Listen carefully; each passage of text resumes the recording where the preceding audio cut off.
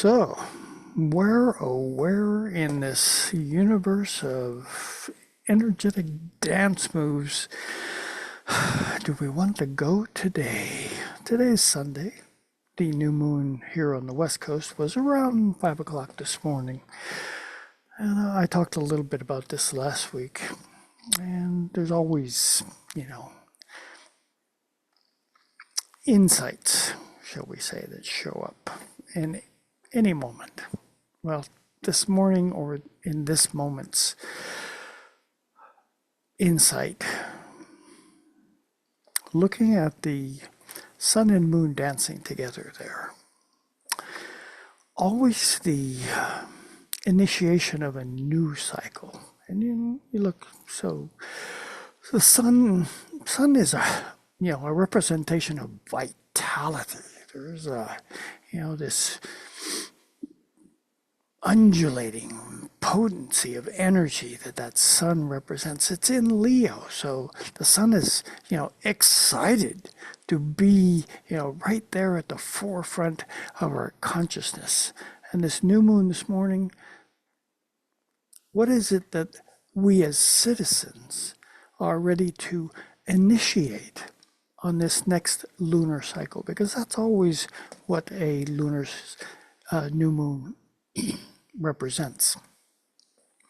So here we are in Leo, the land of taking chances, the land of creativity, a zone where we want to express ourselves, but not necessarily in a fashion that represents what we've done before. There's something new percolating that wants to come to the surface and, test the waters, so to speak. Yeah, interesting saying test the waters here in a fire sign. But after all, we are throwing the moon in there, so there is a fluid nature to what it is that is transpiring. And I think fluid's probably a good way to put it, because the moon moves so friggin' fast, basically 12 to 13, 14 degrees a day.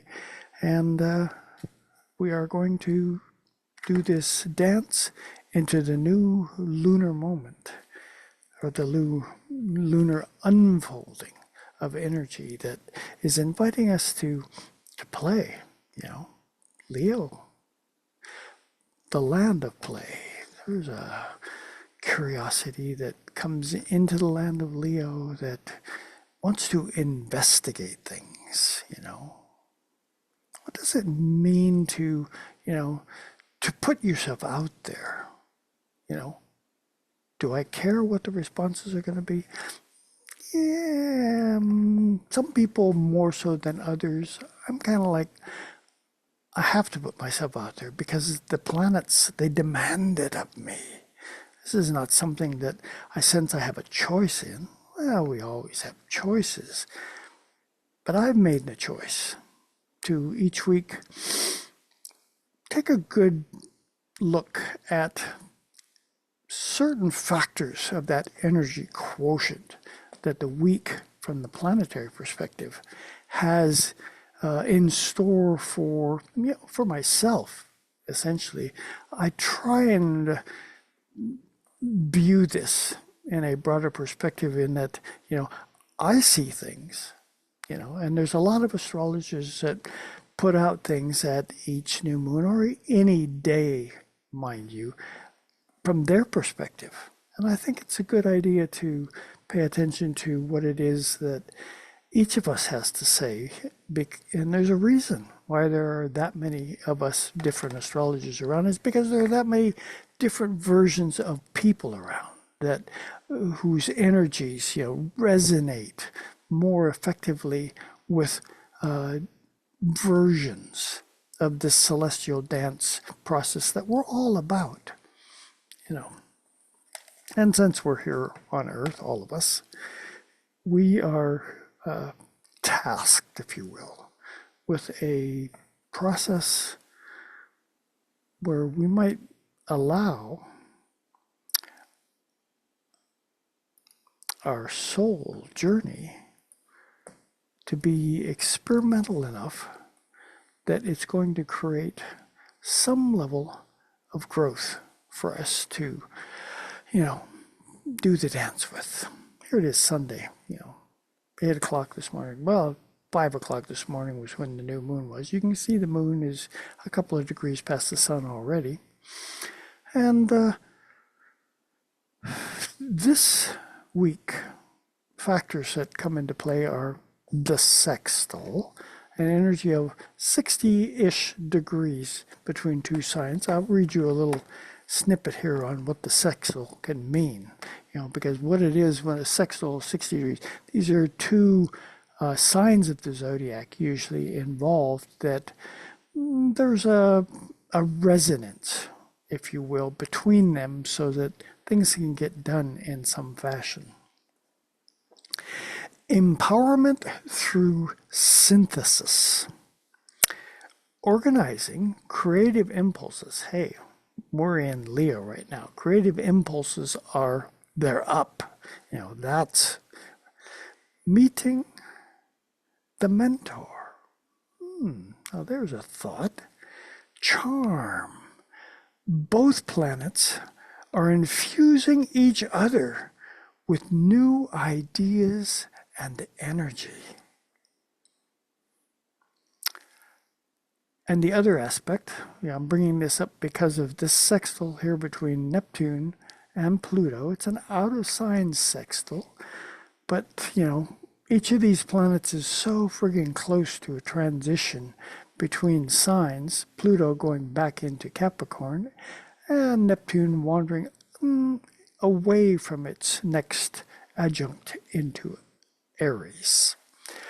When I was born, Pluto was at 15 degrees of Leo and Neptune was at 15 degrees of Libra, a sextile.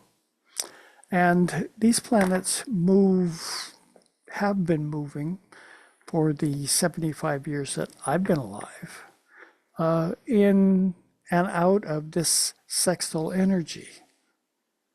So there's a kind of a camaraderie, if you will, between what it is each of these planetary energies brings to the table for us to consider in creative ways. The reason I'm bringing this sextile up is because of this inconjunct quincunx that's happening between each of these planets and Venus over here, getting ready to switch from Leo into Virgo. Actually, if we just bounce this ahead a day, you can see that strong line, which means it's exact, going between these two planets. This aspect is known as a yod or yod. Finger of God is a term for it because it represents where the focus of these two inconjuncts, quincunxes, here on Venus, says that Venus has a lot to offer into how it is that we might use this sextile energy between Pluto and Neptune. But let's look a little bit more specifically at the quincunx. 5/12 of a circle. Seemingly irreconcilable differences requiring adjustments and ingenuity. Paradox. Riddle. Finding solutions and through bridging fields. Improvement, training, trials, testing, conundrum. Now, you put all those together within a blender, if you will. I must be thinking of my smoothie this morning. And you kind of go, well, Venus, the energy of value. What kind of value might be in play that may not be entirely clear here between this Pluto and Neptune. Well, Pluto's still in Aquarius, so it's not a sign sextile, you know. The Aquarius function of Pluto retrograde is making sure that, you know, am I awake enough and paying attention to what the group energy has in store? Neptune. Well, Neptune's always, you know, of the nature to really, you know, look between the sheets. Look under the rocks that are there in front of you.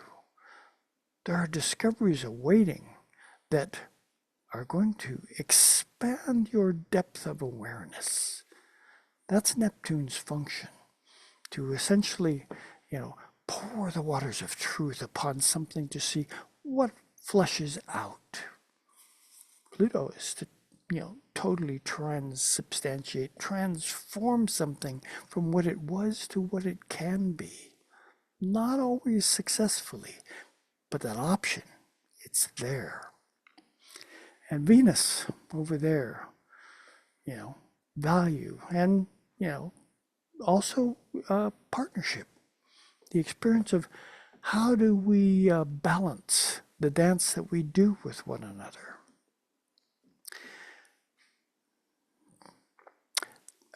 You know, there's a lot of different ways I can play this, but, you know, suffice it to say that in Leo, which is where Venus is momentarily, and I use momentarily because it's about to shift into Virgo, trying to, you know, hone in on its dance it's going to do with Mercury retrograde, which, by the way, happens tomorrow.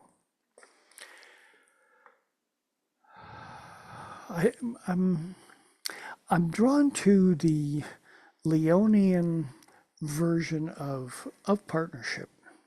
You know, this is a zone of experimentation. You know, how is it when the encounter transpires between two individuals is going to unfold? You know, and I use experimentation because Leo is also the sign where the whole idea of girlfriend, boyfriend, you know, budding relationships kind of energy, it's in the air. You know, there's that taking a chance Leonian thing that says, you know, I don't know what's going to happen if we were to get together, but, you know, there's something so intense or potent in the energy that seems to arise when we're together. You know, I'm inclined to take that chance. Partnership at the experimental level, you know.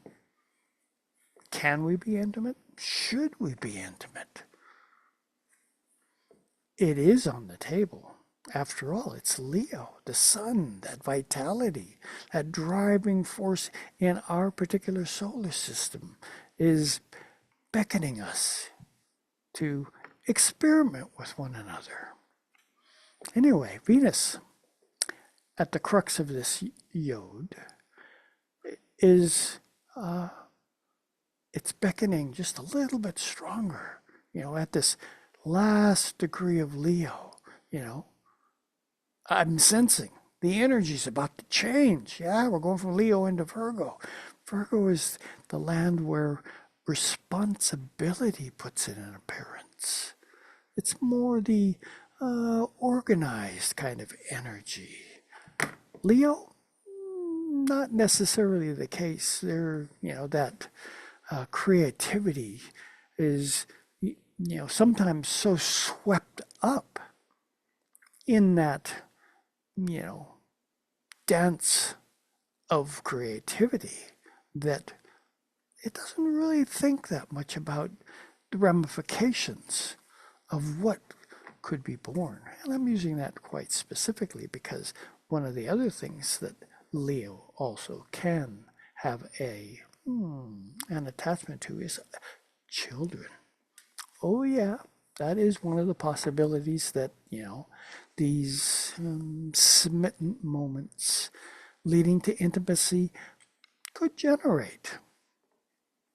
Anyway, this new moon in Leo that we're going through right now, as citizens of the world, we're, we're engaged in, we're excited to participate in this level of experimentation potential that Leo represents about taking chances. This is kind of like the focus for this next lunar cycle.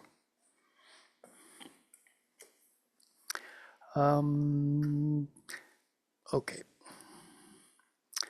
On Monday, tomorrow, Mercury's gone retrograde. You can kind of see it would just go back to Sunday. 4 degrees, 5 minutes Virgo. Monday, 4 degrees, 5 minutes Virgo. It's stationed.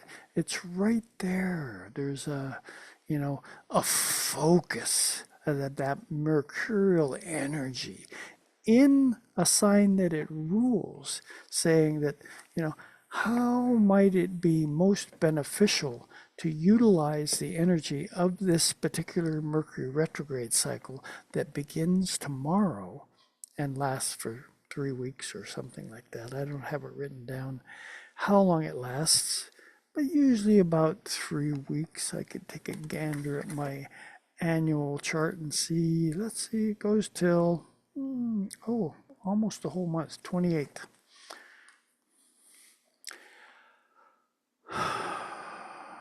So this is a long cycle, and it's going to cover a fair amount of degrees.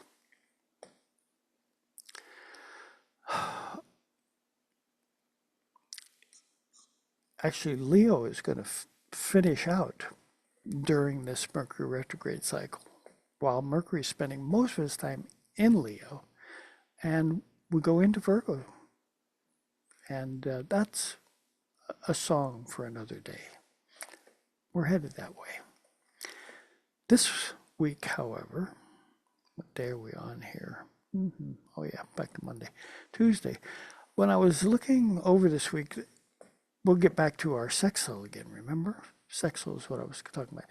See the moon here at 14 degrees of Leo, Jupiter at 15 degrees of Gemini, being, chased by Mars, action, impulse, and energy, saying, don't think small, don't hold back. That is one of the options that's in play. On Wednesday, our mercurial day, 15 degrees of Leo for the Sun, 15 degrees of Gemini for Jupiter. They're in that sextile. There's a level of creativity, and it's amplified because the Sun is in its own sign. Jupiter, it's in a sign that's opposite the one that it rules, which is Sagittarius, and it's still a creative amount of energy. And if you think about Mars, what should we call it? Inspiring that Gemini curiosity of Jupiter, and this Sun being stimulated to take chances, it might happen. And by the way, always take this with the appropriate amount of salt, because Mercury, the ruler of Gemini, just went retrograde. Things, this is an open invitation, if you will, for the trickster to show up and say, oh, so you think you want to be in a relationship with somebody? Well, I'm reminded of a story from, I don't even know where. Probably a Stephen Forrest story, because I like his stories. But, oh no, this is a shamanic story. A person comes to the shaman and says, should I get involved in this relationship with this person? This fits this scenario that we're talking about. And, you know, the shaman goes and asks spirit, the helping spirits, uh, this question should questions are really not the best kind of questions to ask of spirit, because and this in this case, because the trickster's on board, you're going to see in this story how this plays out. Well, this person decides, and they get married, this person, and discovers in short order the, what shall we call it, the infidelity, if you will, of this partner, and comes back to the shaman and says, the spirit said, I should get together with this person, but I'm finding all kinds of things. It's just not working. It's just not good at all. And, not asking the right question. And a more appropriate question is, what might I learn if myself and this other person get together? Oh, and then Spirit says, oh, an appropriate question. Should, should, could, would type questions, it's an open invitation for the trickster to show on board. Whereas if you're specific, what am I going to learn from this? Oh, you're going to learn that, you can't trust this person. You're going to learn something about yourself that, should be a little bit clearer in who it is that you choose as a partner. We're in that kind of zone right now, where the trickster might be on board here as we launch into this Mercury retrograde cycle. Things may not be as clear as you might hope they are. So if you happen to have some shamanic perspective or insight, ask appropriate questions. This could be really, really helpful right now. Yeah, we have a sextile between the Sun and Jupiter right now. But its ruler has just gone retrograde in a sign that it rules the other sign of one of these planets that happens to be in this particular mix. Yeah, we can work together if you ask the right questions and do what is appropriate. But if not, Mercury is retrograde after all. Expect the unexpected. And that reminds me, back one more. Just this day, on Monday this week, as Mercury goes retrograde, we have this, we just had the new moon, remember, today, Sunday. The moon squares Uranus. So as the impulse of this next lunar cycle begins, right off the bat, very quick, this can slip by so fast you might not even notice it. But this square between the moon and Uranus over here in Taurus may rattle your cage a little bit in some fashion if you're paying attention. It could slip by so fast that you don't even notice it. But at the beginning of this lunar cycle, pay attention. It's highly likely that this square, which is, there's tension in the air, and Uranus's function is to shake us enough that we have the potential to awaken ourselves to what it is that's going on. And here we're talking about a next lunar cycle that began in Leo, where the creative juices are percolating and our curiosity is, in the mix of this thing. And Uranus is saying, pay attention. There may be things afoot that, if you're not paying attention, that trickster could show up. Yeah, that was just an aside. I wanted to make sure I included that because Uranus is, it doesn't intentionally, actually, I take that back. It does intentionally rattle your cage, but the reason it's doing it is to awaken us to options of what it is that we might be, what our soul might grow into, if you will, if we but, stay the course, do what is appropriate in each moment and not, do the gee whiz. Wow, that would be kind of cool, and we're in Leo where that gee whiz, that would be kind of cool energy, it's percolating all around us.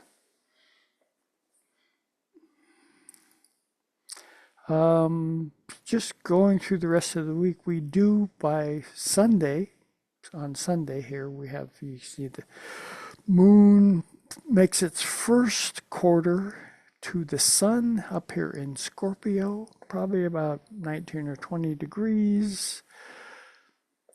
So as this week concludes, crisis in action. That's what the quarter moon is. You have to ask yourself,